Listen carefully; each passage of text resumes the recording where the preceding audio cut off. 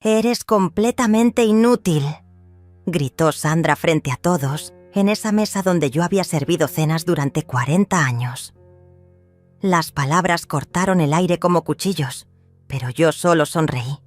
Terminé de masticar mi último bocado de pollo y alcé mi teléfono. «Elías, prepara el desalojo», susurré mientras caminaba hacia la cocina. Al día siguiente, 43 llamadas perdidas parpadeaban en mi pantalla como luces de Navidad desesperadas. Pero déjame llevarte 3 meses atrás, cuando todo parecía una cena familiar normal. Era domingo, el día que siempre cocinaba, para Javier y Sandra, mi nuera que llevaba 5 años viviendo en mi casa sin saberlo. El aroma de romero y ajo flotaba desde la cocina, mientras yo ponía la mesa con mis platos de porcelana azul, los mismos que heredé de mi madre. La luz dorada del atardecer se filtraba por las cortinas de encaje que yo misma había cosido, creando sombras danzantes sobre el mantel bordado. Sandra llegó con su vestido nuevo, esos tacones que siempre resonaban como martillazos contra mi piso de madera. Se sentó en la cabecera de la mesa, en el lugar que había sido de mi difunto esposo, y comenzó a hablar de sus planes como si fuera la dueña de casa. «Rosalía, creo que deberíamos cambiar estas cortinas viejas. Dan un aspecto tan anticuado», dijo mientras sus ojos recorrían mi sala con desprecio bárel y disimulado. Javier, mi hijo, asentía a todo lo que ella decía. Habían pasado 2 años desde que dejé de reconocer al niño que una vez construía castillos de arena conmigo en la playa. Ahora era un hombre de 40 años que permitía que su esposa hablara de nuestros planes para la casa, como si yo fuera una inquilina temporal en mi propio hogar. El sonido de sus voces se mezclaba con el tintineo de los cubiertos contra la porcelana, creando una sinfonía de normalidad falsa que me revolvía el estómago. «Mamá, Sandra tiene razón», dijo Javier mientras cortaba su carne. «Esta casa necesita renovación. Estamos pensando en modernizar la cocina, tal vez abrir esa pared para crear un concepto abierto». Sus palabras caían como gotas de lluvia fría sobre mi piel. Yo había pintado esa pared con mis propias manos cuando él era apenas un adolescente. Cada pincelada cargada de amor y esperanza por el futuro. Sandra sonrió. Esa sonrisa que había aprendido a reconocer como el preludio de sus comentarios más hirientes. «Claro, Rosalía podrá ayudarnos con los gastos. Después de todo, vive aquí gratis». La palabra «gratis» resonó en mi cabeza como una campana funeral. Si ella supiera que cada mes, religiosamente, yo pagaba los impuestos de esta propiedad, que mi nombre estaba grabado en cada documento legal, que cada ladrillo de estas paredes me pertenecía por derecho y por sacrificio. El postre llegó en silencio. Flan casero que había preparado desde las 5 de la mañana, con esa receta que mi abuela me enseñó cuando yo tenía apenas 10 años. Las cucharas raspaban contra el cristal, mientras los planes de Sandra se volvían más elaborados, más invasivos. Hablaba de convertir mi habitación en un estudio, de usar mi jardín para una piscina, de vender mis muebles antiguos porque ocupaban demasiado espacio. Debí haber notado las señales antes. La forma en que Sandra había comenzado a responder el teléfono de casa como si fuera suyo, diciendo «Residencia Morales», en lugar de llamarme para que yo contestara. ¿Cómo había cambiado la disposición de mis fotografías familiares? Relegando las imágenes de mi juventud a un rincón oscuro mientras colocaba las suyas en el lugar central de la repisa. Pequeños gestos que, como hormigas, parecían insignificantes solos, pero que juntos formaban una invasión silenciosa. Esa noche, después de que se fueron a dormir, me quedé en la cocina lavando los platos. El agua tibia corría sobre mis manos mientras observaba por la ventana mi jardín de rosas, iluminado por la luna llena. Cada rosa había sido plantada por mí, cada paz trazado por mis pasos durante décadas de madrugadas solitarias. Esta casa no era solo mi hogar, era mi historia, mi refugio, mi legado. Y alguien estaba tratando de arrebatármela sin siquiera saber que le pertenecía a la mujer que llamaban inútil. Las semanas siguientes se convirtieron en una danza extraña, donde yo observaba mi propia casa transformarse sin mi permiso. Sandra había comenzado a invitar a sus amigas para mostrar la propiedad, como si fuera una agente inmobiliaria presumiendo su nueva adquisición. Las escuchaba desde la cocina, donde yo preparaba café y galletas que ellas consumían, mientras planificaban cambios que jamás habían consultado conmigo. «Esta sala tiene tanto potencial», decía Sandra, su voz llegando hasta mí como el zumbido molesto de una mosca.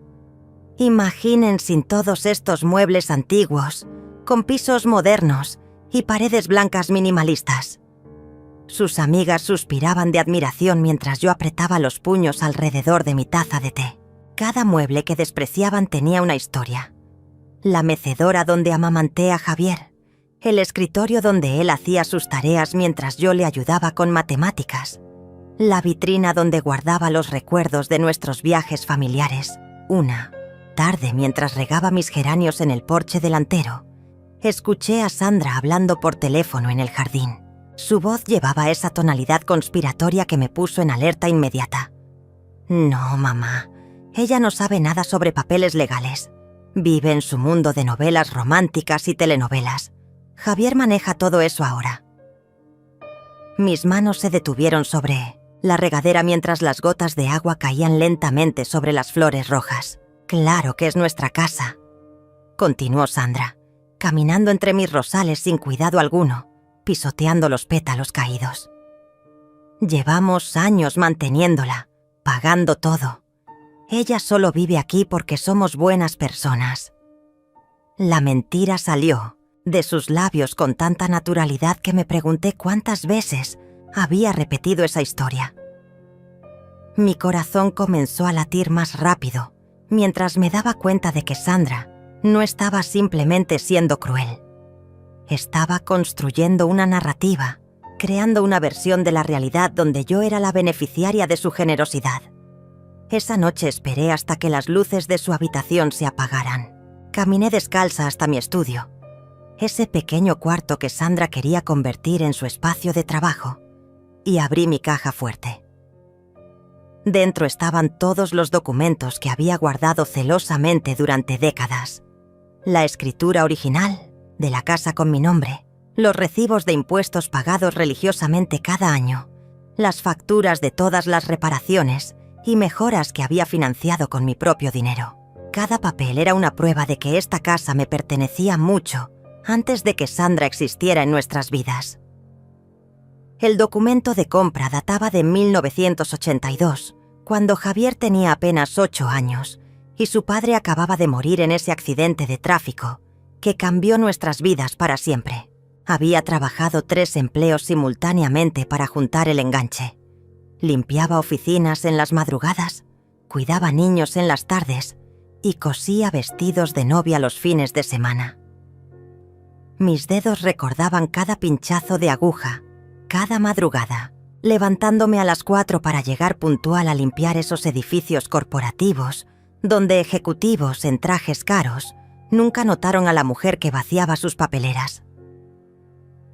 Los recibos de luz, agua, gas, todos estaban a mi nombre. Incluso después de que Javier se casara y se mudara aquí con Sandra, yo había seguido pagando cada factura desde mi cuenta bancaria. Nunca les pedí dinero porque quería que ahorraran para su futuro, para los nietos que esperaba conocer algún día. Qué irónica resultaba ahora mi generosidad, convertida en el arma que Sandra usaba para construir su ficción de propietaria benefactora. A la mañana siguiente, Sandra apareció en la cocina con una tablet en las manos y esa sonrisa que ya había aprendido a temer. «Rosalía, tengo noticias emocionantes», anunció mientras yo preparaba el desayuno. «Javier y yo hemos decidido renovar completamente la casa. Ya contacté a varios contratistas y decoradores.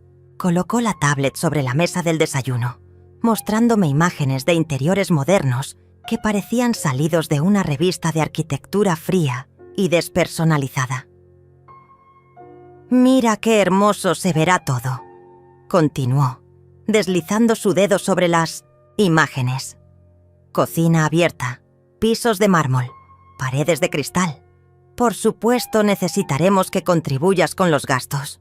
Después de todo, tú también vives aquí y te beneficiarás de las mejoras. La palabra contribuir sonó particularmente obscena viniendo de alguien que vivía sin pagar renta en una casa que ni siquiera era suya. Javier apareció en la cocina, ya vestido para el trabajo, y besó a Sandra en la mejilla mientras observaba las imágenes en la tablet. «Se ve increíble, amor. Mamá, estoy seguro de que entiendes lo importante que es mantener la propiedad actualizada». Su voz tenía esa tonalidad patronizing que había desarrollado en los últimos años, como si hablara con una niña pequeña que necesitaba explicaciones simples para conceptos complejos. «Claro», murmuré, sirviendo huevos revueltos en sus platos. «Entiendo perfectamente». Y era verdad. Entendía que mi hijo había olvidado quién había sacrificado todo para darle esta casa, quién había hipotecado su futuro para asegurar el suyo. Entendía que Sandra había logrado convencerlo de que yo era una carga, una anciana confundida que dependía de su caridad. Pero también entendía algo que ellos desconocían. Cada documento legal, cada recibo, cada prueba de propiedad estaba guardada en mi caja fuerte, esperando el momento perfecto para revelar la verdad. La revelación llegó una semana después de manera tan casual que casi me atraganto con mi café matutino. Sandra estaba hablando por teléfono con alguien en la sala, y su voz llegaba hasta la cocina con esa claridad que solo tienen las conversaciones, que no deberían ser escuchadas. «Sí, doctora Herrera. Necesito que venga a evaluar a mi suegra. Creemos que está desarrollando demencia senil». Mis manos comenzaron a temblar mientras sostenía la taza. Desde el marco de la puerta, podía ver a Sandra caminando de un lado a otro, gesticulando con su mano libre como si estuviera dirigiendo una orquesta invisible. No, no es agresiva, pero se está volviendo muy olvidadiza. Ayer se quedó parada en el jardín durante 1 hora, solo mirando las flores, y habla sola constantemente. La mentira era tan elaborada, tan detallada, que me di cuenta de que había estado observándome, catalogando cada uno de mis gestos cotidianos para convertirlos en síntomas de una enfermedad que no tenía. Hablar con mis plantas mientras las regaba se había convertido en hablar sola. Mis momentos de contemplación en el jardín, esos instantes de paz donde procesaba la pérdida gradual de mi hijo, ahora eran evidencia de deterioro mental. «Exactamente, doctora. Por eso necesitamos que venga pronto. Javier y yo estamos muy preocupados por su seguridad y bienestar. Vivir con alguien en esas condiciones se está volviendo complicado». La palabra complicado salió de sus labios como veneno dulce. Pude escuchar el suspiro fingido, esa respiración profunda que acompañaba sus mejores actuaciones de mujer sacrificada. Cuando colgó el teléfono, me escabullí rápidamente hacia mi habitación, el corazón latiendo tan fuerte que temí que pudiera escucharlo desde la sala. Me senté en el borde de mi cama, esa misma cama donde había dormido durante 30 años, y traté de procesar lo que acababa de descubrir. Sandra no solo quería apropiarse de mi casa, quería declararme incompetente mentalmente para justificar su control total sobre mi vida y mis propiedades. Esa tarde, mientras Sandra salía a sus clases de yoga, busqué entre los cajones de su tocador. Sabía que estaba invadiendo su privacidad, pero la urgencia de entender completamente sus planes me superó cualquier escrúpulo moral. Encontré una carpeta manila escondida debajo de sus bufandas de seda, y dentro había documentos que me helaron la sangre. Había impreso formularios para solicitar la tutela legal de una persona mayor incapacitada. Mi nombre aparecía ya escrito, en varios espacios, con la letra cuidadosa de Sandra completando información que solo yo debería proporcionar. Fecha de nacimiento, número de seguro social, lista de comportamientos preocupantes observados en los últimos meses. Cada mentira estaba documentada con fechas específicas y descripciones detalladas de incidentes que jamás habían ocurrido. Sujeto: se encontró desorientada en su propia cocina, incapaz de recordar cómo preparar café, decía una entrada fechada la semana anterior. Yo recordaba perfectamente ese día. Había estado experimentando con una nueva receta de café que había visto en un programa de cocina, mezclando diferentes especias para crear un sabor único. Sandra había entrado a la cocina justo cuando yo estaba probando diferentes combinaciones y aparentemente había interpretado mi creatividad culinaria como confusión mental.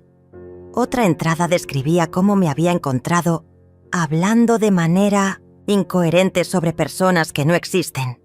Ese día había estado contándole a Graciela, mi nieta de 16 años, historias sobre su bisabuela, mi madre, que había sido una mujer extraordinaria durante la época de la Revolución.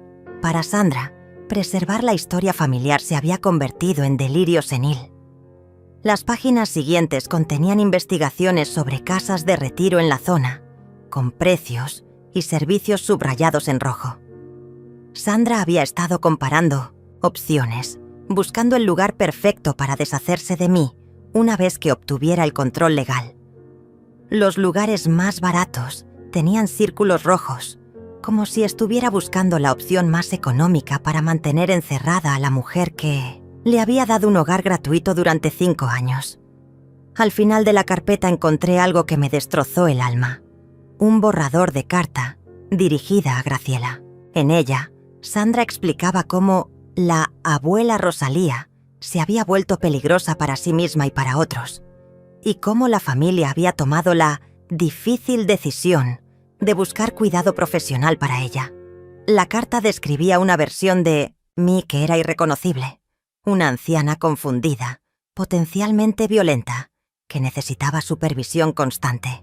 Sabemos que será difícil para ti entender, Graciela, pero tu abuela ya no es la mujer que conociste. La demencia la ha cambiado completamente y por su propia seguridad necesita estar en un lugar donde puedan cuidarla adecuadamente. Las palabras flotaban en la página como arañas venenosas, tejiendo una red de mentiras diseñada para aislarme, incluso de mi nieta, la única persona en la familia que todavía me veía como un ser humano completo. Coloqué todos los documentos, exactamente como los había encontrado, y cerré la carpeta con manos temblorosas. Ahora entendía la dimensión completa del plan de Sandra. No era solo crueldad casual o ambición simple. Era un esquema meticulosamente planificado para borrarme de mi propia vida. Primero me declararía incompetente. Luego me internaría en un asilo barato. Y finalmente se quedaría con mi casa mientras contaba la historia de una familia sacrificada que había cuidado amorosamente a una suegra enferma hasta que se volvió imposible. El sonido de la llave en la puerta principal me alertó de su regreso. Subí rápidamente a mi habitación y me senté junto a la ventana, fingiendo leer una novela mientras mi mente procesaba cada detalle de lo que había descubierto.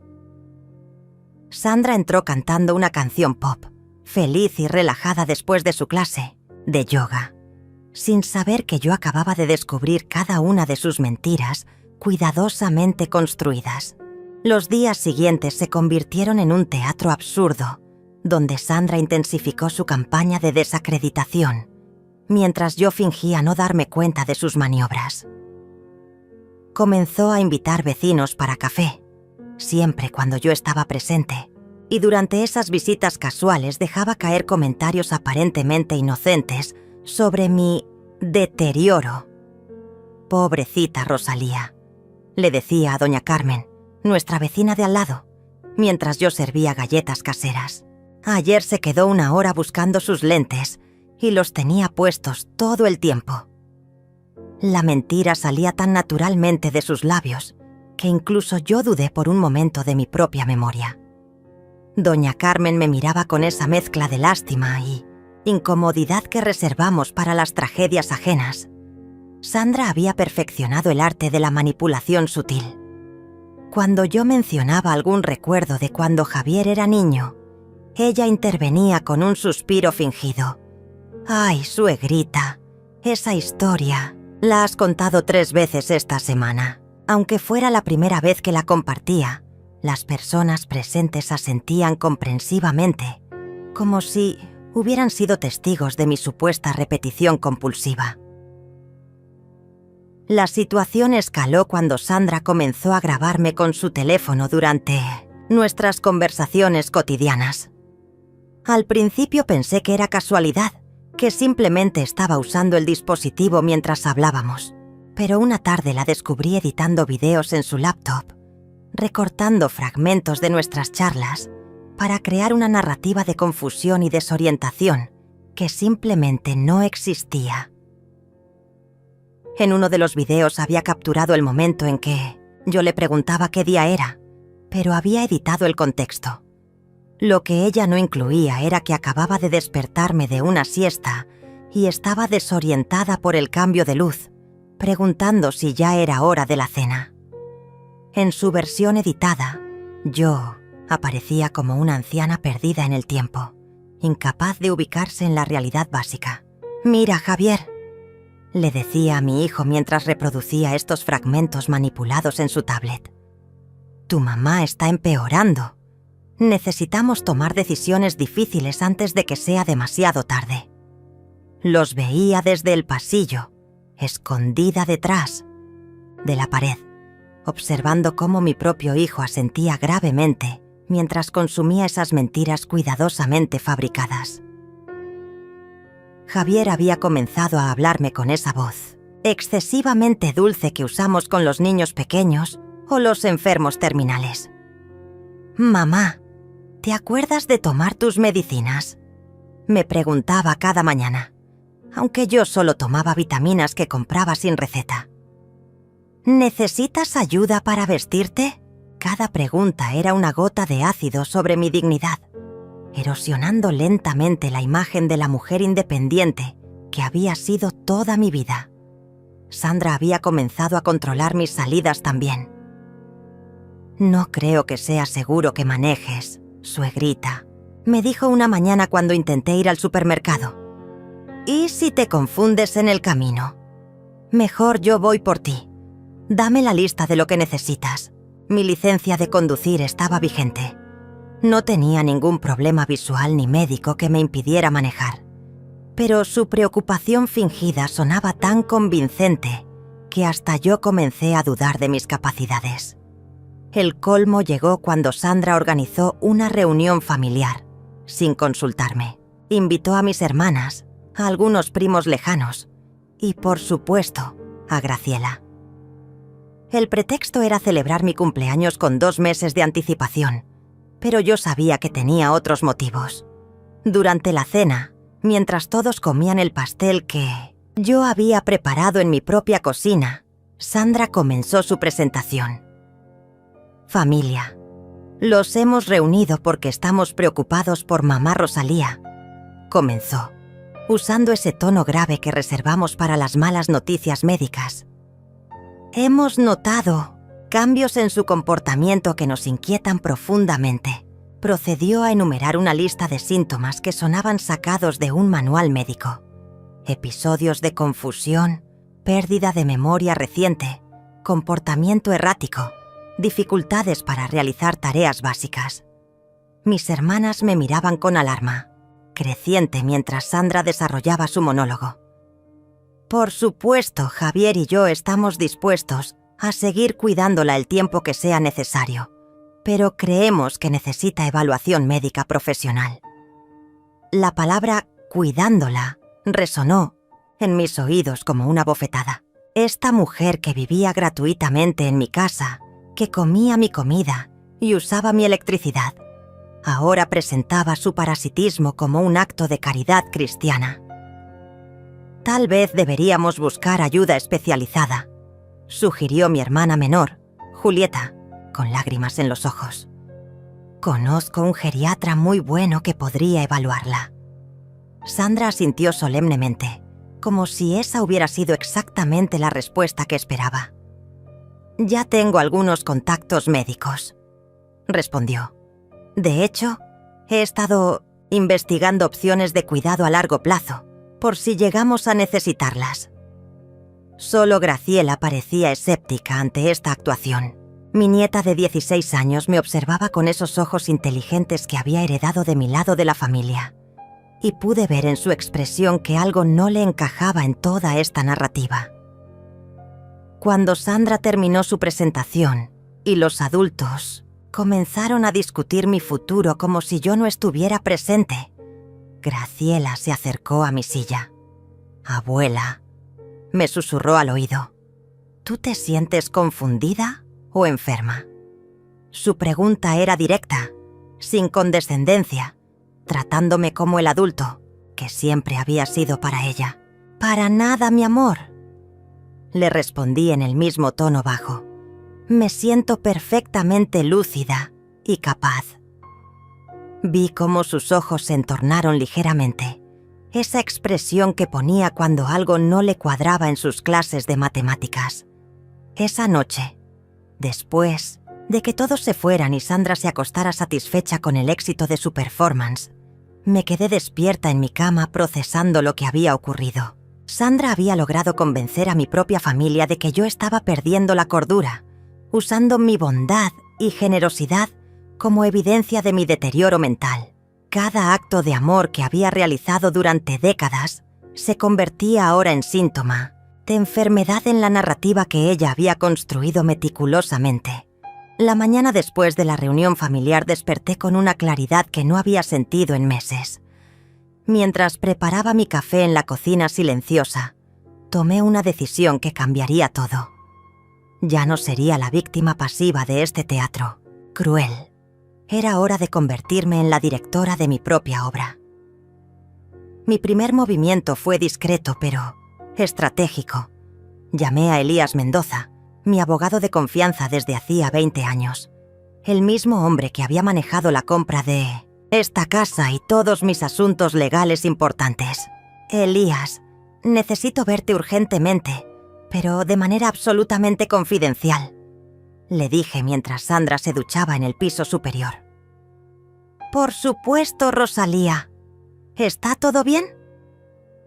Su voz llevaba esa preocupación genuina que solo tienen los amigos verdaderos.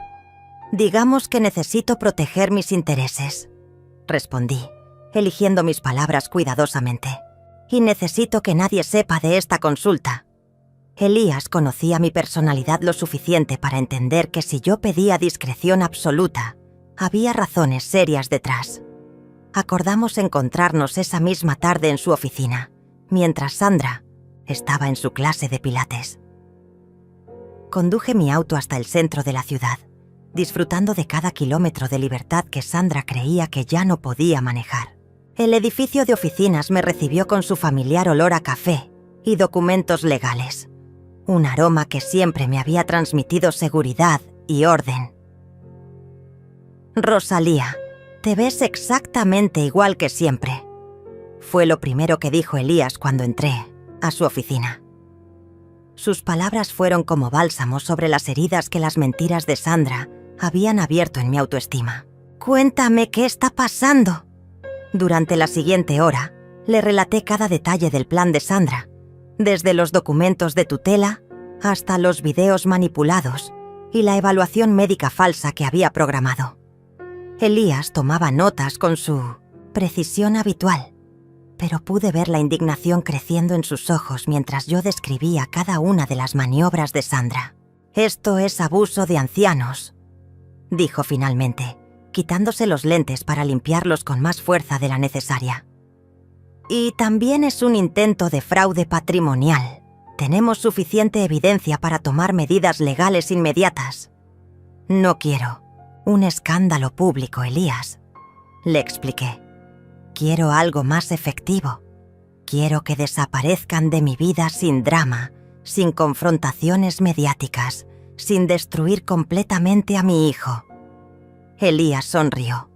Esa sonrisa que reservaba para los casos que realmente disfrutaba resolver. Entiendo perfectamente. Una salida elegante pero definitiva.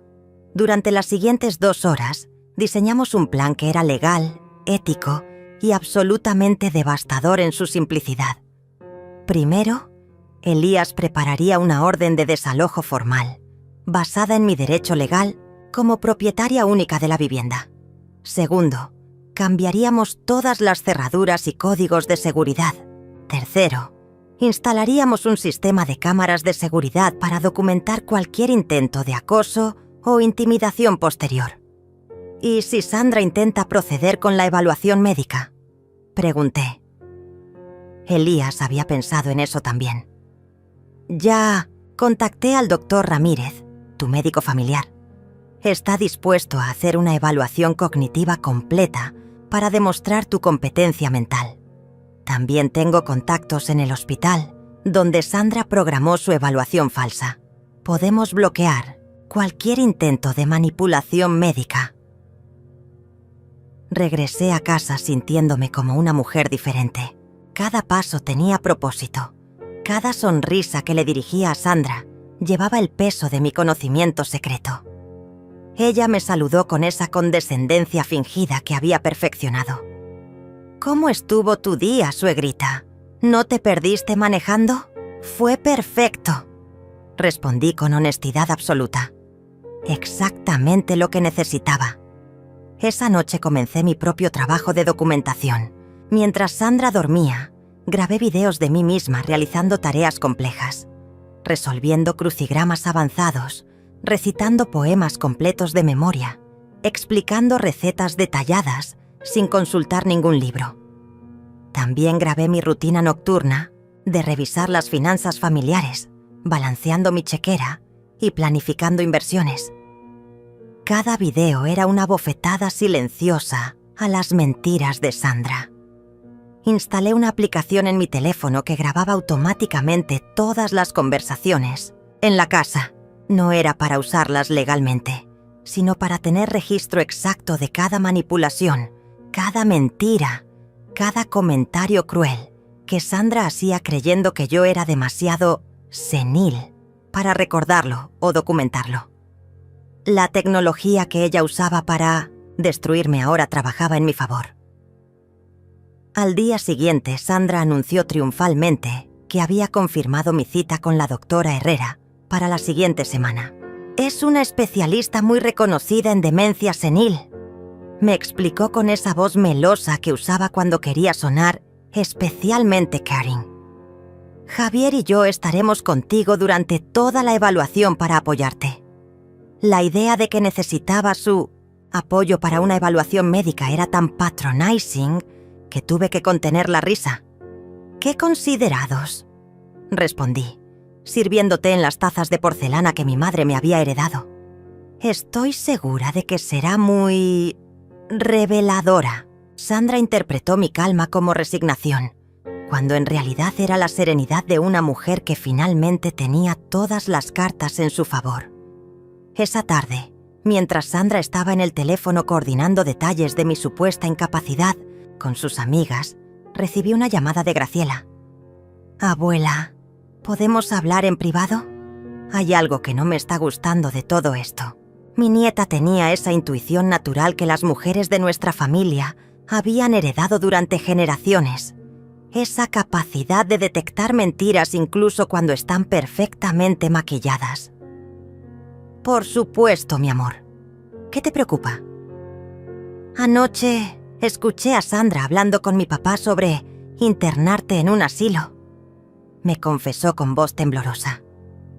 Decía que ya había visitado algunos lugares y que tenía todo preparado para después de la evaluación médica. Pero abuela, tú no actúas como alguien enfermo. Estás igual que siempre. Graciela había sido mi aliada involuntaria, la testigo inocente que podía confirmar mi lucidez mental. Graciela, quiero que sepas algo muy importante, le dije. eligiendo mis palabras cuidadosamente. No importa lo que pase en los próximos días. Recuerda que tu abuela está perfectamente cuerda y que te ama más que a la vida misma. No podía decirle más sin involucrarla en el plan, pero necesitaba que supiera que todo lo que estaba por ocurrir tenía un propósito. La semana siguiente se desarrolló como una sinfonía silenciosa, donde cada movimiento de Sandra me acercaba más a mi libertad final. Mientras ella perfeccionaba los detalles de mi destrucción, yo ejecutaba mi plan con la precisión de una cirujana. Elías había comenzado a mover las piezas legales. Los documentos de desalojo estaban listos, las cerraduras nuevas ordenadas y el sistema de seguridad programado para instalarse el día después de la confrontación. Sandra intensificó su campaña de documentación, grabando cada uno de mis movimientos con una dedicación obsesiva. No sabía que yo también la estaba grabando a ella, capturando cada mentira, cada manipulación, cada comentario cruel que hacía cuando creía que yo no podía escucharla. Sus conversaciones telefónicas se habían vuelto más frecuentes y más explícitas sobre sus planes para mi futuro. Sí, mamá, el lugar que visité ayer está perfecto. La escuché decir mientras fingía leer en la sala contigua. Es económico, limpio, y lo mejor es que está a 2 horas de aquí. Podremos visitarla de vez en cuando, pero no será una molestia constante. La frialdad en su voz mientras describía mi destino como una molestia que debía ser eliminada me confirmó que había tomado la decisión correcta. El día de la evaluación médica falsa llegó con una lluvia ligera que parecía presagiar el fin de una era. Sandra se había vestido especialmente para la ocasión, como si fuera a una audición importante. Llevaba un vestido negro conservador y había adoptado esa expresión de sufrimiento noble que las mujeres usan cuando quieren parecer víctimas, heroicas de circunstancias difíciles. «Suegrita, ¿estás lista para ir con la doctora?», me preguntó con esa voz excesivamente dulce que había perfeccionado. «Recuerda que solo queremos lo mejor para ti». Javier esperaba en la sala, vestido con traje como si fuéramos a un funeral. En cierto modo, lo éramos. Era el funeral de la ilusión de que yo era una anciana indefensa que necesitaba ser salvada de sí misma. Durante el viaje al consultorio, Sandra repasó conmigo las preguntas difíciles que la doctora podría hacerme. «Si te pregunta qué día es, tómate tu tiempo para recordar. No hay prisa», me instruyó, como si fuera una niña preparándose para un examen escolar. «Y si te sientes confundida por alguna pregunta, no dudes en decirnos que te ayudemos». Cada consejo era una trampa diseñada para hacerme parecer incompetente. Doctora Herrera resultó ser exactamente lo que había imaginado. Una mujer profesional que claramente había recibido una versión muy específica de mi condición antes de conocerme. Sus primeras preguntas fueron estándar, pero pude notar cómo Sandra intervenía sutilmente cada vez que yo respondía con demasiada claridad. «Doctora, note cómo mamá se toma mucho tiempo para responder preguntas simples», interrumpía Sandra, cuando yo reflexionaba cuidadosamente antes de hablar. «En casa a veces se queda así por horas, como perdida en sus pensamientos». La doctora anotaba diligentemente estas observaciones falsas mientras yo mantenía mi compostura. Pero Sandra había subestimado mi capacidad de actuar cuando era necesario. Cuando la doctora me pidió que nombrara al presidente actual, fingí confusión momentánea. «¿El presidente?» «Ay, doctora, con tantos cambios políticos. ¿Se refiere al presidente de México o al de Estados Unidos?» Mi pregunta era perfectamente válida, pero Sandra la interpretó como evidencia de mi desorientación. «Ve, doctora, esto es exactamente lo que le decía», murmuró Sandra con satisfacción apenas contenida. «Se confunde con información básica que antes manejaba perfectamente». Lo que Sandra no sabía era que yo estaba construyendo mi propia trampa, dándole exactamente lo que quería escuchar para que bajara completamente la guardia. Durante los tests cognitivos, fingí pequeñas dudas en momentos estratégicos. Cuando me pidieron dibujar un reloj, hice la esfera perfecta, pero titubeé artificialmente al colocar las manecillas, borrando y corrigiendo como si estuviera genuinamente confundida. Sandra sonreía discretamente cada vez que yo cometía errores, sin darse cuenta de que cada uno de esos errores estaba calculado para darle falsa confianza.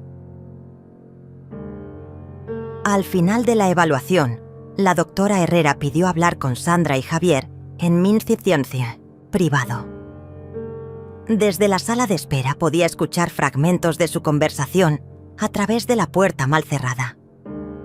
Los resultados preliminares sugieren algún deterioro cognitivo leve, decía la doctora. Recomendaría evaluaciones adicionales y posiblemente considerar opciones de cuidado asistido. Sandra salió de esa oficina radiante de triunfo contenido. Durante el viaje de regreso comenzó a hablar abiertamente sobre los próximos pasos, como si mi destino ya estuviera sellado. Mamá, sé que esto es difícil, pero la doctora confirma lo que nosotros hemos estado observando. Necesitas más cuidado del que podemos darte en casa. Entiendo perfectamente, respondí con la mansedumbre que había estado cultivando durante semanas. Ustedes saben lo que es mejor para mí. Mis palabras eran exactamente lo que Sandra quería escuchar. La rendición total de una mujer derrotada que finalmente aceptaba su destino de invalidez y dependencia. Esa noche Sandra hizo varias llamadas triunfales a sus amigas y familiares. «Ya tenemos la confirmación médica», la escuché decir desde mi habitación. «La doctora dice que necesita cuidado especializado. Podremos proceder con los arreglos que habíamos planificado». Su voz llevaba esa satisfacción de alguien que había ganado una partida larga y complicada. Lo que Sandra no sabía era que al día siguiente, mientras ella celebraba su victoria con una cena especial que había planeado para procesar la difícil decisión familiar, yo ejecutaría la fase final de mi propio plan. Elías ya tenía todos los documentos preparados, las cerraduras estaban listas para cambiar y el sistema de seguridad se instalaría a primera hora de la mañana. Esa noche me acosté temprano, fingiendo estar abrumada por el peso de mi diagnóstico. Sandra entró a mi habitación para darme las buenas noches, y por primera vez en meses, su voz llevaba algo parecido a la gentileza genuine. «Mamá, sé que esto es difícil, pero quiero que sepas que siempre tendrás un lugar en nuestros corazones», me dijo acariciando mi frente como si fuera una niña enferma. «Gracias, Sandra», susurré con voz quebrada. «Eres muy buena conmigo». Fueron las últimas palabras amables que intercambiaríamos. En menos de 24 horas, ella descubriría que la anciana confundida que había estado manipulando durante meses era en realidad una mujer perfectamente lúcida, que había estado 3 pasos adelante de ella desde el principio. La mañana del día D amaneció con un silencio peculiar, como si la casa misma supiera que algo definitivo estaba por ocurrir. Sandra se levantó tarde, relajada por su victoria del día anterior, y bajó a desayunar tarareando una canción, pop que sonaba obscenamente alegre en el contexto de lo que creía haber logrado. Javier ya se había ido al trabajo, sin sospechar que cuando regresara esa noche, su mundo habría cambiado para siempre. «Buenos días, suegrita», me saludó Sandra, con esa nueva dulzura que había adoptado desde mi supuesto diagnóstico. «¿Cómo dormiste? Sé que ayer fue un día difícil para ti. Preparé café para ambas, sirviendo en las tazas de porcelana que había usado durante 30 años de mañanas familiares, sabiendo que sería la última vez que Sandra bebería en mi mesa». «Dormí muy bien», respondí con honestidad. Por primera vez en meses, había dormido profundamente, con la paz que viene de saber que la justicia está a punto de ser servida. De hecho, me siento más clara que nunca.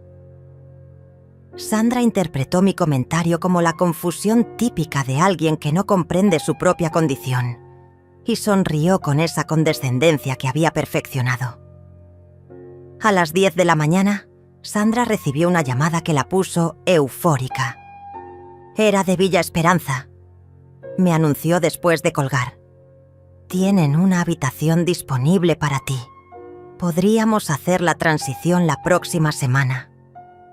Su voz temblaba de emoción contenida mientras describía las maravillosas instalaciones del asilo que había elegido para mí. Lo que no mencionaba era que Villa Esperanza era el más barato de todos los lugares que había investigado. «¡Qué eficientes!», murmuré, removiendo mi café lentamente. «¿Ya contactaste a Elías para los papeles legales?». La pregunta era una pequeña trampa que Sandra mordió inmediatamente. «Oh, no te preocupes por eso, suegrita. Javier y yo nos encargaremos de todos los aspectos legales. Tú solo necesitas concentrarte en adaptarte a tu nuevo hogar». A las 11, Sandra salió para hacer algunas diligencias relacionadas con tu traslado. Lo que no sabía era que esas serían las últimas diligencias que haría como residente de mi casa. En el momento que su auto desapareció por la esquina, puse en marcha la fase final de mi plan. La primera llamada fue a Elías. «Es hora, Lentas», dije simplemente. «Procede con todo tal como lo planeamos». Su voz llevaba esa energía que reservaba para los momentos más satisfactorios de su carrera legal. «Los técnicos de cerrajería están en camino y el equipo de seguridad llegará en 1 hora. Los documentos de desalojo están listos para ser entregados oficialmente». La segunda llamada fue a una empresa de mudanzas que había contratado secretamente la semana anterior. «Vengan ahora», les dije. «Tienen exactamente 3 horas para embalar y trasladar todas las pertenencias de la habitación principal y el closet del segundo piso». Había hecho una lista meticulosa de cada objeto que pertenecía a Sandra y Javier, desde su ropa hasta sus productos de tocador. Mientras los trabajadores transformaban mi casa, yo permanecí sentada en mi mecedora del porche, observando cómo cada vestigio de la presencia de Sandra era sistemáticamente removido de mi hogar. Sus vestidos caros, sus zapatos de diseñador, sus cremas antiedad, todo fue empacado con eficiencia profesional y cargado en un camión que los llevaría a un depósito de almacenamiento que había rentado a su nombre. A las 2 de la tarde los cerrajeros terminaron su trabajo. Cada cerradura había sido cambiada, cada código de acceso reprogramado. La casa que Sandra creía controlar ahora le era completamente inaccesible. El técnico de seguridad instaló cámaras discretas en puntos estratégicos, todas conectadas a mi teléfono para que pudiera monitorear cualquier intento de intimidación posterior. Elías llegó a las 3 con los documentos oficiales. «Todo está en orden, Rosalía», me informó mientras revisábamos cada papel. «El desalojo es legal y definitivo. Tienen 24 horas para recoger cualquier pertenencia que hayamos pasado por alto, pero solo con supervisión policial y en horarios específicos». Me entregó copias de todo, incluyendo las órdenes de restricción que había solicitado en caso de que Sandra intentara acosarme después de la expulsión. A las 4, instalé una cámara de seguridad adicional, apuntando directamente a la entrada principal. Quería capturar el momento exacto en que Sandra descubriera que ya no podía entrar a la casa que había considerado suya. También preparé un sobre manila con copias de todos los documentos legales, incluyendo las grabaciones de sus mentiras y los videos manipulados que había creado para incriminarme. A las 5, Graciela llegó para su visita semanal, sin saber que estaba a punto de presenciar el acto final de esta obra. «Abuela, ¿por qué hay un camión de mudanzas en la entrada?», me preguntó con curiosidad genuina. «Mi querida nieta», le respondí, «estás a punto de ver cómo se hace justicia en silencio». Le expliqué todo mientras preparábamos té juntas. El plan de Sandra para internarme, las mentiras que había construido, la evaluación médica manipulada y mi contraataque legal. Graciela escuchaba con los ojos cada vez más abiertos, alternando entre la indignación y la admiración. «Abuela, eres increíble», susurró cuando terminé mi relato. «¿Puedo quedarme a ver qué pasa cuando lleguen?» Las 6:30. El auto de Sandra apareció en la entrada. Desde la ventana de la sala, observamos cómo intentaba abrir la puerta principal con su llave. Cuando la cerradura no respondió, probó con la entrada lateral, luego con la puerta trasera. Finalmente, frustrada y confundida, comenzó a tocar el timbre insistentemente. Caminé lentamente hacia la puerta, con Graciela siguiéndome a una distancia prudente. «Sandra», dije a través de la puerta cerrada, «me temo que ya no vives aquí». Su voz al otro lado era una mezcla de confusión y creciente alarma. «¿Rosalía? ¿Qué está pasando? ¿Por qué no puedo entrar?» «Porque esta es mi casa», respondí, con una calma que había estado cultivando durante meses. «Siempre ha sido mi casa, y he decidido que ya no eres bienvenida en ella». El silencio que siguió fue tan profundo que pude escuchar el latido de mi propio corazón. Luego comenzaron los gritos. Los gritos de Sandra escalaron desde la confusión hasta la histeria total en cuestión de minutos. «Rosalía, abre esta puerta inmediatamente», rugía mientras golpeaba la madera con los puños. «Estás enferma. No puedes tomar estas decisiones. Necesitas ayuda médica». Su voz se quebró cuando se dio cuenta de que yo no iba a ceder a sus demandas como había hecho durante tantos meses.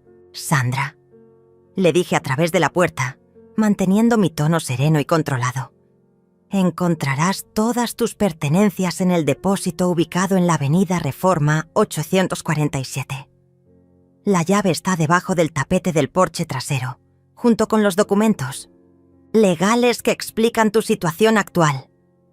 Graciela me observaba con admiración creciente mientras yo ejecutaba cada paso de mi plan con precisión quirúrgica.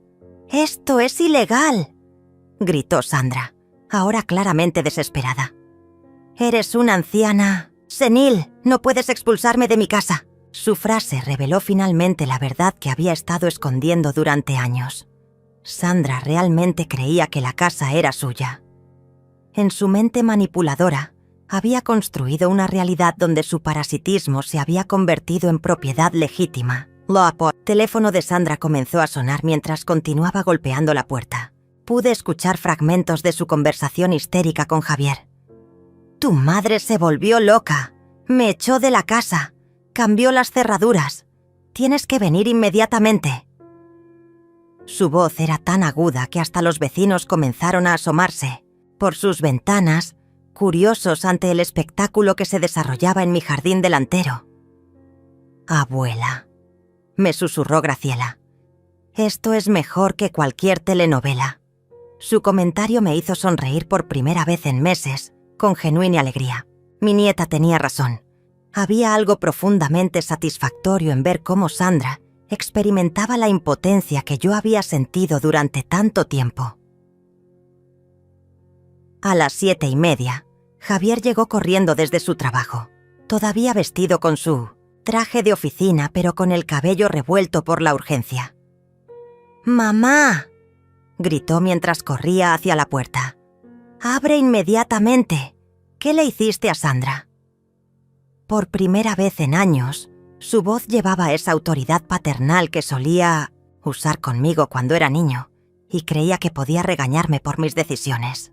«Javier», respondí con la misma calma que había mantenido con Sandra. «Tu esposa vivía en mi casa sin pagar renta.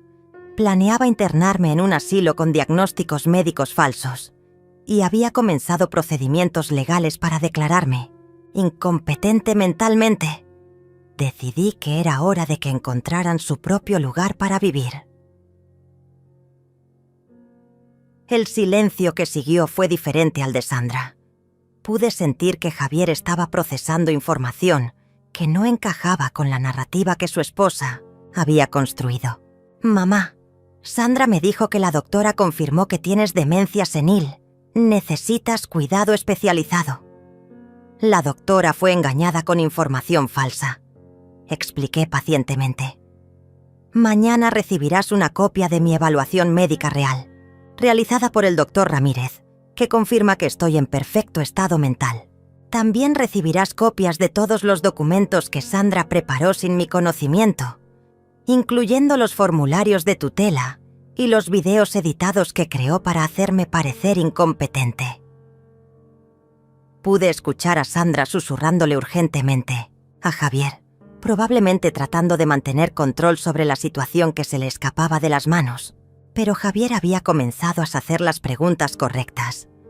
«Sandra, ¿de qué documentos habla mi madre? ¿Qué formularios de tutela? Son para su propio bien», gritó Sandra, perdiendo completamente la compostura que había mantenido durante meses. «Tu madre está enferma. Yo solo traté de protegerla de sí misma». Su admisión involuntaria de haber preparado documentos legales sin mi consentimiento fue exactamente lo que necesitaba que Javier escuchara. «Javier», continué, «en el sobre que está debajo del tapete encontrarás también grabaciones de audio donde Sandra planifica mi internamiento. Describe cómo manipular evaluaciones médicas y explica su plan para quedarse con mi casa una vez que yo esté fuera del camino. Te sugiero que las escuches antes de tomar cualquier decisión sobre quién está diciendo la verdad aquí». El teléfono de Sandra sonó nuevamente.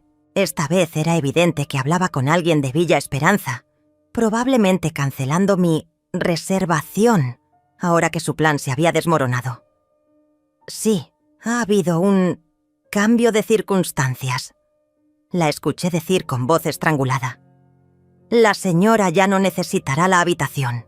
Además», agregué dirigiéndome tanto a Javier como a Sandra, «mañana por la mañana recibirán una visita de mi abogado y un oficial de policía para formalizar la orden de desalojo. Tienen prohibido acercarse a esta propiedad después de 1900, excepto para recoger cualquier pertenencia que hayamos pasado por alto, y solo bajo supervisión legal». La realidad de su situación finalmente golpeó a Sandra como un tsunami. Sus gritos se convirtieron en sollozos desesperados mientras se daba cuenta de que había perdido no solo la casa, sino también el control total que había ejercido sobre mi vida durante años. «No puedes hacernos esto», lloraba. «Somos familia. Te cuidamos. Te dimos un hogar. Sandra», dije con una firmeza que sorprendió incluso a Graciela. «Tú viviste en mi hogar, comiste mi comida, usaste mi electricidad y después planificaste robarme mi dignidad y mi libertad. La familia no hace eso. Los parásitos, sí». Javier había permanecido callado durante varios minutos y pude imaginar las ruedas girando en su cabeza mientras procesaba todas las revelaciones. Finalmente habló y su voz llevaba una confusión profunda. «Mamá, la casa realmente es tuya. Sandra y yo hemos estado viviendo aquí gratis todo este tiempo. Por 5 años», confirmé. «Todos los impuestos, todas las reparaciones, todos los servicios han sido pagados con mi dinero. Nunca les pedí contribución porque quería que ahorraran para su futuro. Aparentemente, Sandra interpretó mi generosidad como debilidad y mi hogar como su propiedad. El auto de Sandra finalmente se alejó esa noche, seguido por el de Javier, ambos dirigiéndose al hotel donde tendrían que quedarse mientras procesaban la nueva realidad de sus vidas.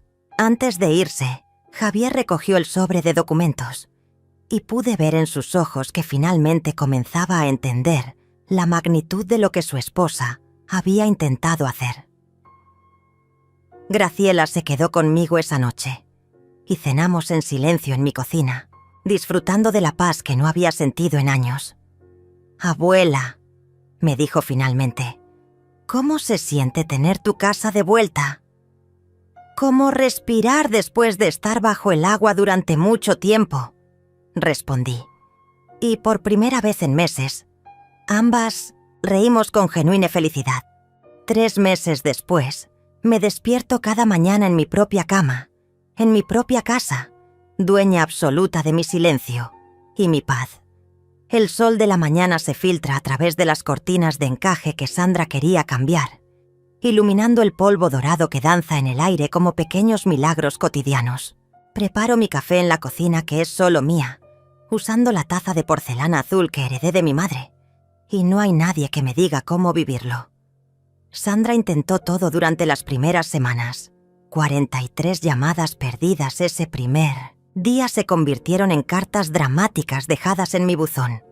Videos lacrimosos publicados en redes sociales, donde se presentaba como una nuera devota, expulsada injustamente por una suegra enferma. Y hasta amenazas de demandas legales que nunca se materializaron porque Elías tenía documentación de cada una de sus mentiras. Javier vino a visitarme una vez, 2 semanas después del desalojo. Se sentó en mi sala como un extraño, observando la casa donde había crecido como si la viera por primera vez. «Mamá», me dijo finalmente, «escuché todas las grabaciones, leí todos los documentos. Sandra me mintió sobre todo». Su voz llevaba el peso de un hombre que había descubierto que su matrimonio estaba construido sobre engaños y manipulación. «Lo sé, hijo», le respondí, sirviéndote en las mismas tazas donde una vez Sandra había planificado mi destrucción. Sandra no te mintió sobre amarme, te mintió sobre todo lo demás. No sentía triunfo al ver su dolor, solo una tristeza profunda por el hijo que había perdido en el proceso de recuperar mi dignidad. 2 meses después, Javier se divorció de Sandra. Me enteré a través de Graciela, quien mantuvo correspondencia regular conmigo a pesar de la tensión familiar. «Papá dice que necesita tiempo para procesarlo todo», me reportó mi nieta durante una de nuestras tardes de té. «Pero también dice que quiere intentar reconstruir su relación contigo cuando esté listo. El tiempo cura muchas heridas», le respondí, aunque sabía que algunas cicatrices permanecerían para siempre. Había recuperado mi casa y mi libertad, pero había perdido a mi hijo en el proceso. Era un precio alto, pero necesario para preservar lo que quedaba de mi alma.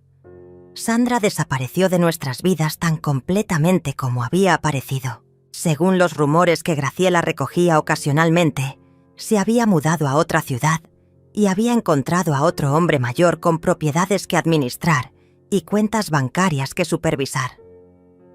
Algunas personas nunca cambian, simplemente buscan nuevas víctimas para sus viejos trucos. La evaluación médica real que el doctor Ramírez realizó confirmó lo que yo siempre había sabido. Mi mente estaba perfectamente lúcida, mi memoria intacta y mi capacidad de juicio funcionaba mejor que nunca. El informe médico se convirtió en el documento final que cerró cualquier posibilidad de que Sandra intentara revivir sus planes de tutela o internamiento. Las tardes se han vuelto sagradas en mi nueva vida. Riego mis geranios sin que nadie me diga que hablo demasiado con las plantas. Leo mis novelas en la mecedora del porche sin que nadie sugiera que estoy perdiendo contacto con la realidad. Cocino exactamente lo que quiero comer, cuando quiero comerlo, para quien yo decida invitar. A mi mesa, Graciela viene todos los viernes después de la escuela. Hacemos galletas juntas, contamos historias de la familia y planificamos su futuro universitario. Es en esos momentos cuando me doy cuenta de que no perdí una familia. Rescaté las partes que realmente importaban. Mi nieta me ve como siempre, me vio. Una mujer completa, capaz, inteligente, con historias que vale la pena escuchar y amor que vale la pena recibir. Anoche, mientras organizaba mis papeles en el escritorio que Sandra quería vender, encontré una fotografía vieja de Javier, cuando tenía 8 años. Estábamos construyendo un castillo de arena en la playa, ambos sonriendo bajo el sol dorado de un verano que parecía eterno.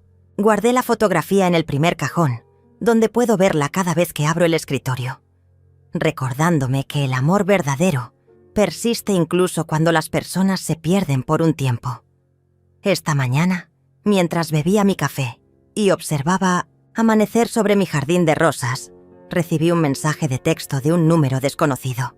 «Mamá, soy Javier. ¿Podríamos almorzar juntos la próxima semana? Hay muchas cosas de las que necesitamos hablar». No respondí inmediatamente. Dejé que las palabras flotaran en mi teléfono mientras terminaba mi café lentamente, saboreando tanto el líquido como la posibilidad de recuperar a mi hijo. Finalmente escribí: «Por supuesto. Ven el domingo a las 2. Haré tu postre favorito». Algunas cicatrices sanan con tiempo y paciencia. Otras se convierten en recordatorios de nuestra fuerza para sobrevivir. Y algunas, las más importantes, desaparecen completamente cuando el amor encuentra su camino de regreso a casa. Esta casa que es mía, que siempre fue mía, que seguirá siendo mía hasta el día que yo decida lo contrario. Se llena nuevamente de risas cada viernes cuando Graciela viene a visitarme. Y tal vez pronto, también los domingos, cuando mi hijo regrese a conocer a la mujer que nunca dejó de ser su madre, incluso cuando él olvidó cómo encontrarla. Sandra me llamó inútil esa noche en el comedor. Pero aquí estoy, en mi cocina, en mi casa, libre y en paz, preparando café para una nueva mañana que me pertenece completamente. Resulta que la mujer inútil era la única que sabía exactamente cuál era su valor. Y nunca, nunca más permitiré que alguien me haga olvidarlo.